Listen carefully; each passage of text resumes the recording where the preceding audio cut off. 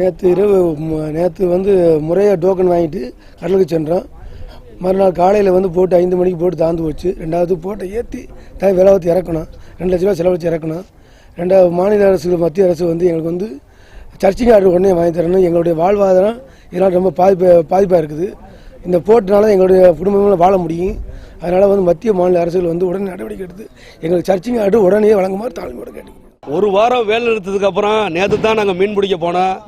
காற்றினுடைய வேகத்தினால ஒரு படகு இன்னைக்கு மூழ்கி அந்த 4 மீனவர்களும் கடலில் தத்தளித்து வேற போட்டில் ஏறி இன்னைக்கு வந்து கரை வந்து சேர்ந்துருக்காங்க. அந்த படகை மீட்கிறதுக்கு உடனடியாக மத்திய அரசாங்கம் இலங்கை அரசாங்கத்தில் பேசி அந்த சால்வேஜிங் வாங்கி உடனடியாக அந்த படகை மீட்கிற கூட நடவடிக்கை எடுக்கணும்.